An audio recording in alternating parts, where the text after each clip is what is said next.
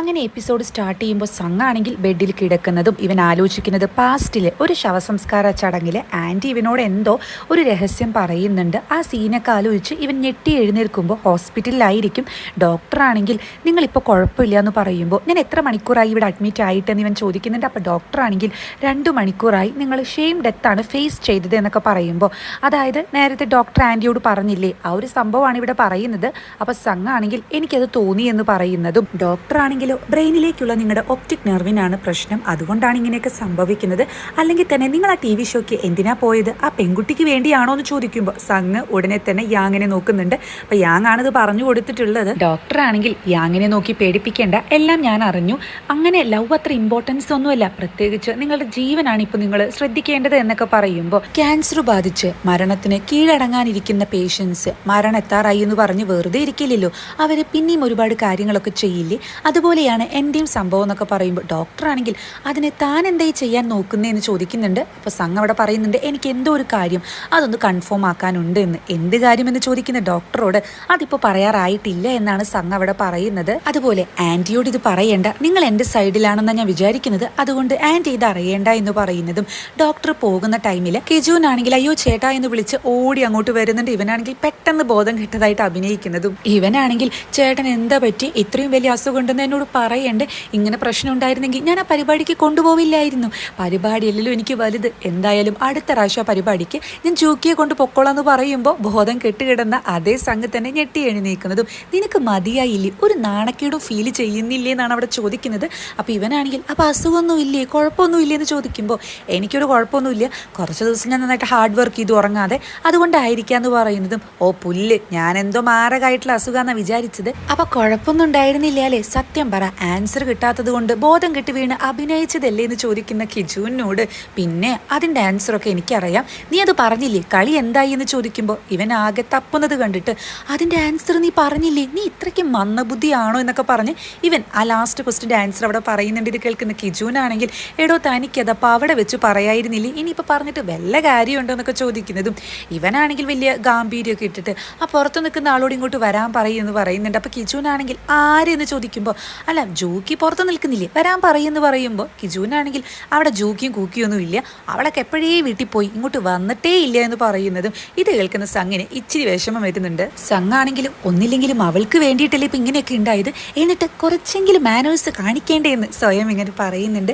എന്നാൽ കിജുവിനാണെങ്കിലും പുറത്ത് കാത്തു നിൽക്കുന്ന ജൂക്കിയോട് വന്ന് പറയുന്നത്, ചേട്ടന് കുഴപ്പമൊന്നുമില്ല, ആള് ജസ്റ്റ് ഒന്ന് അഭിനയിച്ചതെന്നാണ് തോന്നുന്നത്, ഫുൾ ഓക്കെ എന്ന് പറയുമ്പോൾ, എനിക്കൊന്ന് കാണാൻ പറ്റുമെന്ന് ചോദിക്കുന്ന ജൂക്കിയോട്, അല്ല അത് വേണ്ട, ചേട്ടനെ ഒരു ഗേൾ ഫ്രണ്ട് ഉണ്ട്, ആളായിട്ട് ഇപ്പോൾ സംസാരിക്കുന്നതൊക്കെ ഞാൻ ശ്രദ്ധിച്ചു, ആൾ ഇങ്ങോട്ട് വരുന്നുണ്ടെന്നാണ് തോന്നുന്നത്, നമ്മളായിട്ട് വെറുതെ അവർക്ക് ഇടയിൽ ഒരു കട്ടൂറും പാവേണ്ടെന്നൊക്കെ പറഞ്ഞ് ഇവളെ നൈസായിട്ട് അങ്ങോട്ട് കൂട്ടിക്കൊണ്ടു പോകുന്നുണ്ട്. ഇതേ ടൈമിൽ യാങ് ആണെങ്കിലും ജൂക്കി വന്നില്ലേ, നിങ്ങൾ തമ്മിൽ എന്തെങ്കിലും തല്ലൂട്ടുണ്ടായോ എന്നൊക്കെ ചോദിക്കുന്നതും, ജൂക്കി ഇവിടെ വരാൻ വേണ്ടിയിട്ട് അവൾ എൻ്റെ ആരെന്നൊക്കെ ചോദിച്ച് സംഘ് ചൂടാകുന്നുണ്ട്. അപ്പോൾ യാങ് ആണെങ്കിൽ ഞാൻ വിളിക്കാമെന്നൊക്കെ പറയുമ്പോൾ, അതിൻ്റെ ആവശ്യമില്ല, അങ്ങനെ വിളിച്ചിട്ട് ഇങ്ങോട്ട് വരേണ്ട ആവശ്യമൊന്നുമില്ല എന്ന് പറയുന്ന സംഘ്, എൻ്റെ ഷർട്ട് എവിടെ, എനിക്ക് ഇവിടുന്ന് പോകണമെന്ന് പറഞ്ഞ് ബഹളമൊക്കെ വെക്കുന്നുണ്ട്. അങ്ങനെ പിന്നീട് ഇവളിങ്ങനെ വിഷമിച്ച് നടന്നു പോകുന്നതും സംഘാണെങ്കിൽ അന്നത്തെ കാര്യങ്ങളൊക്കെ ഡയറിയിൽ കുറിക്കുന്നുണ്ട്. അതുപോലെ ഇവൻ മനസ്സിൽ കണ്ട ഒരു ചിത്രം വരയ്ക്കുന്നുണ്ട് കേട്ടോ. അതിനുശേഷം ഇവൻ ചിന്തിക്കുന്നുണ്ട് എൻ്റെ പണ്ടത്തെ മെമ്മറിയൊക്കെ തിരിച്ചു വരുന്നുണ്ടോ എന്ന്. ഇതേ ടൈമിൽ ജൂക്കിയാണെങ്കിൽ അവളുടെ വീടിൻ്റെ മുകളിൽ ഒരു പ്രത്യേകം സ്പേസ് ഉണ്ടായിരിക്കും, അവിടെ പോയിരുന്ന്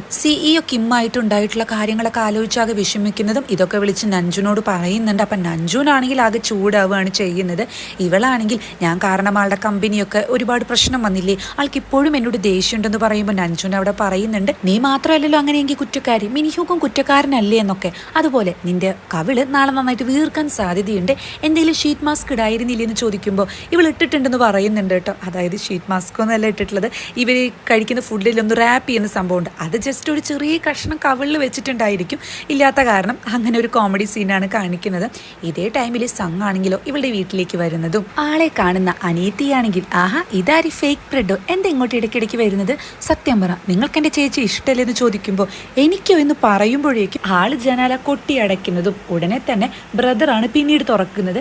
ആരാന്ന് ചോദിക്കുമ്പോൾ, അത് നിങ്ങളുടെ സിസ്റ്റർ ആദ്യം താമസിച്ച വീടിൻ്റെ ഓണറാന്നൊക്കെ പറയുമ്പോൾ, നിങ്ങൾക്ക് എന്താ വേണ്ടതെന്നൊക്കെ ചോദിക്കുമ്പോൾ ഇവൻ്റെ ഐഡൻറ്റിറ്റി കാർഡ് എടുത്ത് കാണിച്ചു കൊടുക്കുന്നുണ്ട്. അപ്പോൾ ബ്രദറാണെങ്കിൽ ഇതെന്തിനാ എനിക്ക് കാണിച്ചു തരുന്നതെന്ന് പറഞ്ഞ് വീണ്ടും അത് കൊട്ടി അടയ്ക്കുന്നുണ്ട്. അപ്പോൾ ഇവനാണെങ്കിൽ എല്ലാവരും ഇങ്ങനെയാണോ എന്ന് ചിന്തിക്കുന്നതും പിന്നീട് പിന്നീട് ജൂക്കി ആരാന്ന് ചോദിച്ചു വരുന്ന ടൈമിൽ സമാധാനം നിന്നെ ഒന്ന് കണ്ടല്ലോ, അല്ല നീ എന്തെങ്കിലും കഴിക്കുകയായിരുന്നു, നിന്റെ കവിളിത് എന്താന്ന് ഇവൻ ചോദിക്കുന്നുണ്ട്. ഇവൾക്കാകെ നാണക്കേടാകുന്നുണ്ട്.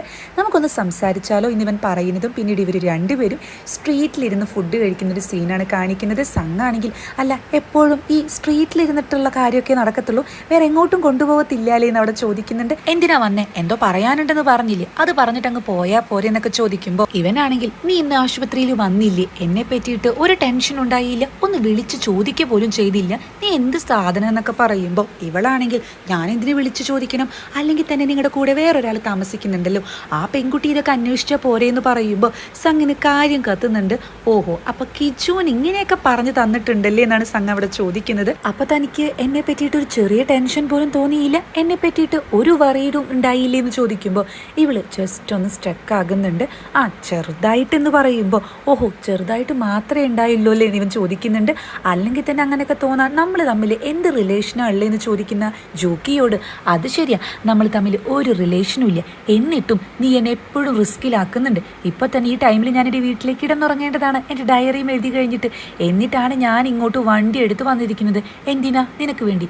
അതെന്തിനാന്നൊക്കെ ചോദിച്ചാൽ എനിക്ക് പോലും അറിയത്തില്ലേ എന്ന് പറഞ്ഞ് ഇവൻ ഇവളുടെ ഫേസിനോട് ക്ലോസ് ആകുമ്പോൾ ഇവളൊന്ന് സ്റ്റക്ക് ആകുന്നുണ്ട് കേട്ടോ.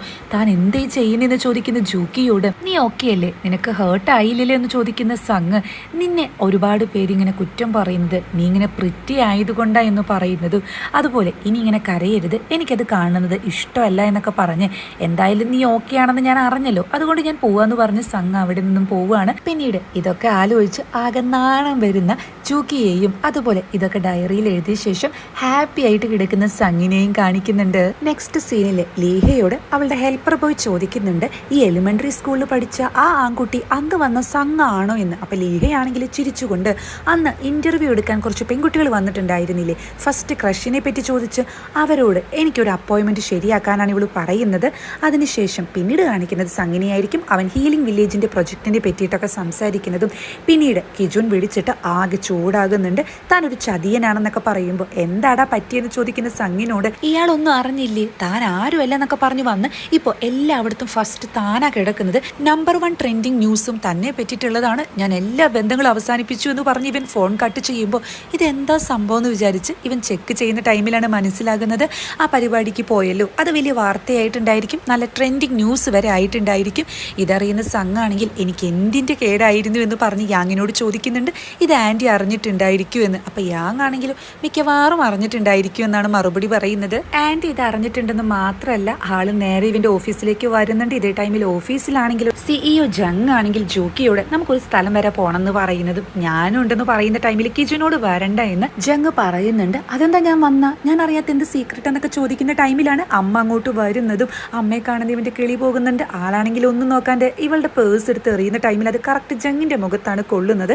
ഇവിടെ മറ്റാൾക്കാരുണ്ട് അമ്മയെന്ന് പറയുമ്പോൾ ആ ടൈമിൽ തന്നെ അങ്ങോട്ട് വരുന്ന സംഘാണെങ്കിൽ എല്ലാവരോടും പുറത്തു പോകാനും പറയുന്നുണ്ട്. അമ്മയാണെങ്കിൽ ഒരു ദാക്ഷിണ്യമില്ലാതെ ഇവനിട്ട് നന്നായിട്ട് കൊടുക്കുന്നുണ്ട്. ഇതേ ടൈമിൽ പുറത്ത് വരുന്ന മിന്നാണെങ്കിലും ചെയർവുമണിനെ എസ്കോട്ടായിട്ട് എത്ര പേരല്ലേ വന്നിരിക്കുന്നതെന്ന് പറയുമ്പോൾ ഡയറക്ടർ ആണെങ്കിൽ കുറേ കാലങ്ങൾക്ക് ശേഷമാണെന്ന് തോന്നുന്നു ഒരു പെൺകുട്ടിയുടെ കയ്യിൽ നിന്ന് ഇത്രയും നല്ലൊരു അടി കിട്ടുന്നത്, എന്നാലും എന്ത് കണ്ടിട്ടാണ് ഞാൻ കിജുവിൻ്റെ കയ്യിൽ നിന്ന് പൈസ വാങ്ങി, അതുകൊണ്ടല്ലേ ഇങ്ങനെയൊക്കെ സംഭവിച്ചെന്ന് പറഞ്ഞിട്ട് വിഷമിക്കുന്നതാണ് കാണിക്കുന്നത്.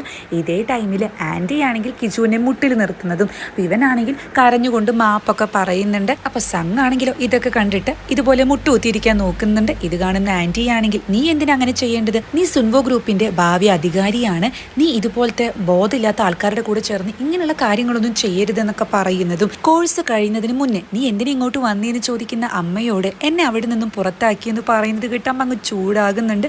അപ്പോൾ കിജുവിനാണെങ്കിൽ ഇതൊട്ടും ഫെയർ അല്ല, അമ്മ എന്നോട് പറഞ്ഞത് 3 വർഷം പുറത്ത് പോയി പഠിച്ചു കഴിഞ്ഞാൽ 1 വർഷം ഫ്രീ ആയിട്ട് എന്ത് ചെയ്യാൻ വേണമെങ്കിലും ടൈം തരാമെന്നല്ലേ, ഇപ്പോൾ 6 മാസം മുന്നേ എന്നെ അവർ പുറത്താക്കിയെന്ന് വിചാരിച്ചിട്ട് അതൊന്നും മാറ്റാൻ പറ്റത്തില്ല എന്ന് പറയുന്നതും ഇത് കേൾക്കുന്ന അമ്മയാണെങ്കിൽ ചാനലിൽ പോകുന്നതാണോ ഇത്രയും വലിയ കാര്യം എന്നൊക്കെ ചോദിക്കുമ്പോൾ അത് ഞാൻ മാത്രമല്ല തീരുമാനിച്ചത്, സംഘം തീരുമാനിച്ചിട്ടാണ് വന്നതെന്നൊക്കെ പറയുന്ന ടൈമിൽ ആൻറ്റി ആണെങ്കിൽ സംഘം അങ്ങനെ തീരുമാനിച്ചിട്ടുണ്ടെങ്കിൽ അതിന് എന്തെങ്കിലും ഒരു റീസൺ ഉണ്ടായിരിക്കും, എന്താ മോനെ പറ്റിയെന്ന് സംഘിനോട് ചോദിക്കുന്നുണ്ട്. അപ്പോൾ സംഘാണെങ്കിൽ നമ്മുടെ കമ്പനിയുടെ റേറ്റിംഗ് കൂടുന്നൊക്കെ പറഞ്ഞ് ഒരുപാട് ഫിലോസഫിക്ക് അടിക്കുമ്പോൾ അത് ആൻറ്റിക്ക് അങ്ങ് ഇഷ്ടപ്പെടുന്നുണ്ട്. സംഘാണെങ്കിലും ആൻറ്റി പേടിക്കേണ്ട, അവൻ്റെ കാര്യങ്ങളൊക്കെ ഞാൻ നോക്കിക്കോളാം എന്നൊക്കെ പറയുമ്പോൾ കിജുന് നല്ല ഹാപ്പി ആകുന്നുണ്ട്. കിജുനാണെങ്കിൽ എനിക്കൊന്ന് ഫ്രീ ആയിട്ട് നടക്കണം, അമ്മ ഇങ്ങനെ എപ്പോഴും റെസ്ട്രിക്ഷൻസ് ഒന്നും തരരുതെന്ന് പറയുമ്പോൾ അമ്മ അവിടെ പറയുന്നുണ്ട് നിനക്ക് എന്തു വേണമെങ്കിലും ചെയ്യാം, എങ്ങനെ വേണമെങ്കിലും നിൻ്റെ സ്വാതന്ത്ര്യം ആഘോഷിക്കാം, പക്ഷേ അതൊക്കെ ഞാൻ സെറ്റ് ചെയ്തിട്ടുള്ള ഒരു ബൗണ്ടറിയുടെ ഉള്ളിൽ നിന്നുകൊണ്ടായിരിക്കണം എന്ന് മാത്രം.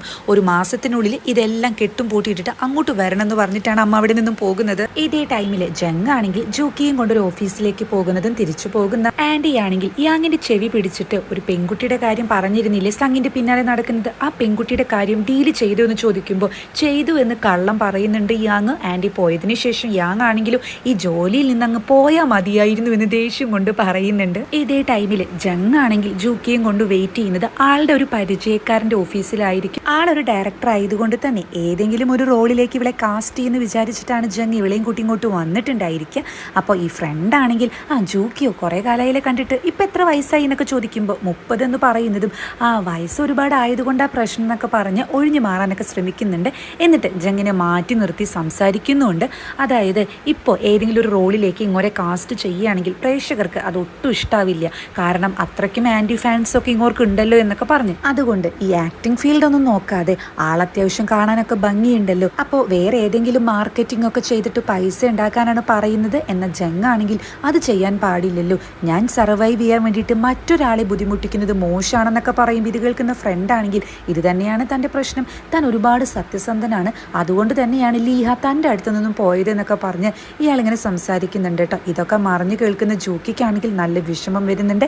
പിന്നീട് ഇവർ രണ്ടുപേരും ഫുഡ് കഴിക്കുന്ന ടൈമിലാണെങ്കിൽ CEO ആണെങ്കിൽ ഒരു ഹിറ്റ് മാത്രമേ അവൻ ഉണ്ടായിട്ടുള്ളൂ, എന്നിട്ടും എന്ത് ധൈര്യത്തിൽ അവൻ എന്നോട് ഇങ്ങനെയൊക്കെ സംസാരിച്ചു എന്ന് പറഞ്ഞ് സ്വയം ഇങ്ങനെ ചൂടാകുന്നതും ജൂക്കിയോട് പറഞ്ഞിട്ടുണ്ട്. അതായത് പണ്ടത്തെ പോലെ ആയിരിക്കില്ല ഇനി തൻ്റെ ഇൻഡസ്ട്രിയിലൊരു ലൈഫ്, അതായത് തനിക്കിപ്പോൾ എത്ര ആൻറ്റി ഫാൻസ് ഉണ്ട്, ഒരു 1 മില്യൺ അല്ലേ, ഇനിയും അത് കൂട്ടണം, ഈ ഡ്രാമാസിലൊക്കെ അഭിനയിക്കാതെ വേറെ എന്തെങ്കിലും ഫീൽഡ് നമ്മൾ നോക്കേണ്ടി വരും, എന്തായാലും തനിക്ക് ആൻറ്റി ഫാൻസിൻ്റെ എണ്ണം കൂടത്തേ ഉള്ളൂ. പക്ഷേ തൻ്റെ ഇന്നസെൻസ് അത് പ്രൂവ് ചെയ്യുന്ന ടൈമിൽ ഇവരൊക്കെ തൻ്റെ ഫാൻസ് ആകും, എന്തായാലും അതിലേക്കുള്ള ഒരു പാത എന്ന് പറയുന്നത് നല്ല ഡിഫിക്കൽട്ടി ഉള്ളതായിരിക്കും എന്നൊക്കെ പറയുമ്പോൾ എന്തായാലും കുഴപ്പമില്ല, എനിക്ക് നിങ്ങളെ വിശ്വാസമാണ്, ഞാൻ നന്നായിട്ട് ഹാർഡ് വർക്ക് ചെയ്യുന്നൊക്കെ ഇവള് നല്ല കോൺഫിഡൻ്റ് ആയിട്ട് പറയുന്നുണ്ട്. നെക്സ്റ്റ് സീനിൽ യാങ് ആണെങ്കിൽ അതായത് സംഗിൻ്റെ കയ്യിലുള്ള ജൂക്കിയുടെ ഒരു കാസറ്റ് നാശമായിട്ടുണ്ടായിരിക്കും, അത് റെഡിയാക്കുന്നതിൻ്റെ തിരക്കിലായിരിക്കും. ഇവനാണെങ്കിൽ ഒരുമാതിരി ഓപ്പറേഷൻ ചെയ്യുന്നത് പോലെയാണ് കേട്ടോ കാര്യങ്ങളൊക്കെ ചെയ്യുന്നത്. ഇതെടുക്കുന്നൊക്കെ പറയുമ്പോൾ സംഘാണെങ്കിൽ എന്നാൽ പിന്നെ തനിക്കിതങ്ങ് എടുത്തുകൂടി എന്നൊക്കെ അവിടെ ചോദിക്കുന്നുണ്ട്.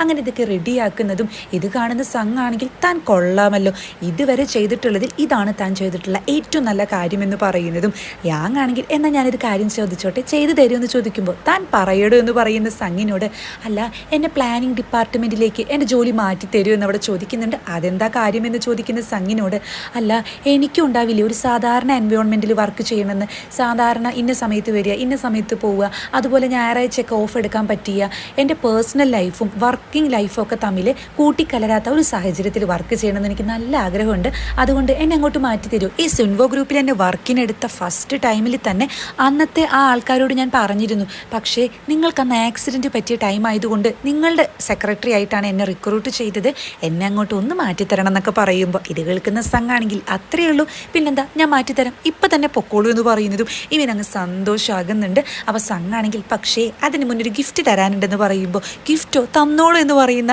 നമ്മുടെ യാങ്ങിനെ സംഘം എടുത്തു കൊടുക്കുന്നത് മറ്റൊന്നുമല്ല, യാങ് സംഘിനോട് ഒരു 3 മില്യൺ പൈസ മുന്നേ ചോദിച്ചിരുന്നു, അതൊരു എപ്പിസോഡിൽ കാണിച്ചിട്ടുണ്ട്. ഇതൊക്കെ മറന്നു പോകുമെന്നാണ് യാങ് എന്ന് പറഞ്ഞിരുന്നത്, എന്നതൊന്നും മറന്നു പോയിട്ടില്ല എന്ന് മാത്രമല്ല വോയിസ് റെക്കോർഡും ചെയ്തിട്ടുണ്ടായിരിക്കും, അതാണ് കേൾപ്പിച്ചു കൊടുക്കുന്നത്.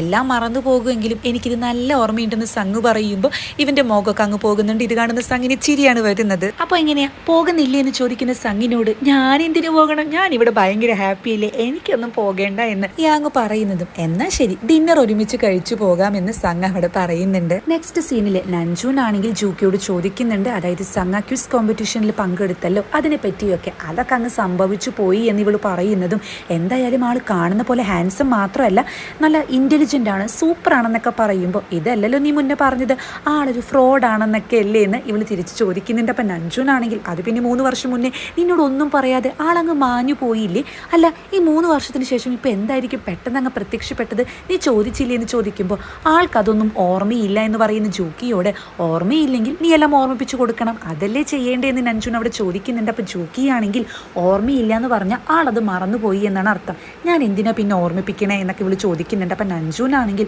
അന്ന് 3 വർഷം മുന്നേ ആണ് പറഞ്ഞതുപോലെ മീറ്റ് ചെയ്തിരുന്നുവെങ്കിൽ നിനക്ക് ഈ ഗതിയൊന്നും വരില്ലായിരുന്നു അല്ലേ, നിന്റെ ജീവിതം വേറൊരു വഴിക്ക് പോയേനെ അല്ലേ എന്നൊക്കെ ചോദിക്കുമ്പോൾ ഇവളതിന് തിരിച്ചൊന്നും പറയുന്നില്ല. നെക്സ്റ്റ് ഡേ ഉറക്കം എഴുന്നേൽക്കുന്ന ജൂക്കിക്ക് ഒരു മെസ്സേജ് ആണ് വരുന്നത്. സുൻവോ ഗ്രൂപ്പിന്റെ ഹോട്ടലിൽ വെച്ചിട്ട് ഇന്ന ടൈമിൽ മീറ്റ് ചെയ്യണമെന്ന് പറഞ്ഞ്. ഇത് കാണുന്ന ഇവളാണെങ്കിൽ ഈ സംഘാര എന്നിങ്ങനെ ഓർഡർ ചെയ്യാനെന്ന് പറയുന്നത് പെട്ടെന്നാണ് ഇവൾക്കൊരു കാര്യം ഓർമ്മ വരുന്നത്. അതായത് തലേ ദിവസം നന്നായിട്ട് ഫിറ്റ് ചെയ്ത് ഇവനെ വീഡിയോ കോൾ ചെയ്തിരുന്നു. ഇവളാണെങ്കിലും നല്ല ഫിറ്റ് ആണെന്ന് സംഘിന് മനസ്സിലാകുന്നുണ്ട്. ഇവളാണെങ്കിൽ അപ്പൊ ദേഷ്യത്തില് ആ കബോർഡിൽ നിന്ന് കിട്ടിയ ഹീൽസ് അത് ആരുടെന്ന് നിനക്ക് അറിയില്ല, അത് താൻ എനിക്ക് വാങ്ങി തന്നതാന്ന് പറയുമ്പോൾ ഞാൻ വാങ്ങി തന്നതോ എന്ന് ഇവൻ അവിടെ ചോദിക്കുന്നുണ്ട്. ഇവളാണെങ്കിലോ അത് മാത്രമല്ല, അന്ന് ഒരുപാട് ഗുണ്ടകളിൽ നിന്ന് നീ എന്നെ രക്ഷിച്ചു, അതുപോലെ വെള്ളത്തിൽ മുങ്ങിച്ചാവാൻ നിന്നപ്പോൾ അവിടെ നീ രക്ഷിച്ചു, എനിക്ക് അക്വഫോബിയ ഉണ്ട്, വെള്ളം പേടിയാണെന്നൊക്കെ പറയുന്നതും ഇതൊക്കെ ഞാൻ ചെയ്തു എന്ന് ഇവൻ തിരിച്ചു ചോദിക്കുന്നുണ്ട്. അപ്പോൾ ഇവൾക്കാണെങ്കിൽ നല്ല ദേഷ്യം വരുന്നതും ഇതൊന്നും നിനക്ക് ഓർമ്മയില്ലേ എന്ന് ഇവിടെ ദേഷ്യത്തിൽ ചോദിക്കുന്നുണ്ട്. അതൊക്കെ പോട്ടെ, എന്നോട് ഇന്ന സമയത്ത് വരാമെന്ന് പറഞ്ഞു ഞാൻ അവിടെ എത്ര നേരാന്നറിയും നിനക്ക് വേണ്ടി കാത്തു നിന്നത്,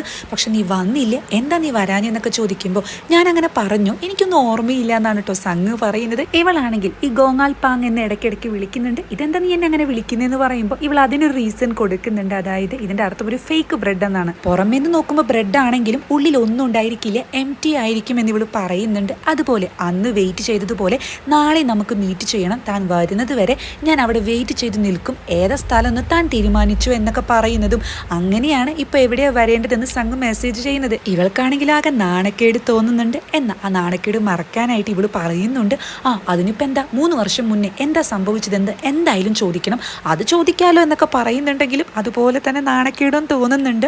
ഇതേ ടൈമിൽ സംഘാണെങ്കിലോ ഇവൾക്ക് വാങ്ങിച്ചു കൊടുത്ത ആ ഹീൽസ് നോക്കിക്കൊണ്ട് ഇത് ഞാൻ ഇവൾക്ക് വാങ്ങിച്ചു കൊടുത്തതാണോ, എനിക്ക് ഒട്ടും ഓർമ്മ കിട്ടുന്നില്ല, ഒന്ന് ആലോചിച്ചെടുക്ക് സംഘി എന്നൊക്കെ ഇവൻ ഇങ്ങനെ സ്വയം പറയുന്നുണ്ട്. പക്ഷെ കാര്യമൊന്നുമില്ല എന്ന് മാത്രമല്ല, ഇവൻ ഇതൊക്കെ പാക്ക് ചെയ്തിട്ടാണ് അവിടെ നിന്നും പോകുന്നത് കാണിക്കുന്നത്. നെക്സ്റ്റ് സീനിൽ ലീഹയാണെങ്കിലും സംഘിന്റെ പിക്കിലേക്ക് നോക്കി, എന്നാലും ഇവൻ എന്നെ മനസ്സിലായില്ല, ഇനി ഞാൻ ഒരുപാട് പ്ലാസ്റ്റിക് സർജറി ചെയ്തത് കൊണ്ടാണോ എന്നിങ്ങനെ പറയുന്ന ടൈമിലാണ് അങ്ങോട്ട് വരുന്ന ഹെൽപ്പർ ബോയ് സിഇഒ വിളിക്കുന്നുണ്ടെന്ന് പറയുന്നതും ഈ സിഇഒ ആണെങ്കിൽ കീയുടെ സ്ക്രിപ്റ്റ് വായിച്ചു കഴിഞ്ഞെന്ന് ചോദിക്കുമ്പോൾ അത് വലിയ കാര്യമൊന്നും ഇല്ലെന്ന് പറയുന്ന ലീഹയോട് കീയെ പോലുള്ളൊരു ഡയറക്ടറുടെ ഡ്രാമ കിട്ടുകയെന്ന് പറഞ്ഞാൽ അത് ശരിക്കും ലക്കാണ്, വല്ലാതെ ജാടയിടാതെ പെട്ടെന്ന് തന്നെ തീരുമാനിച്ചു.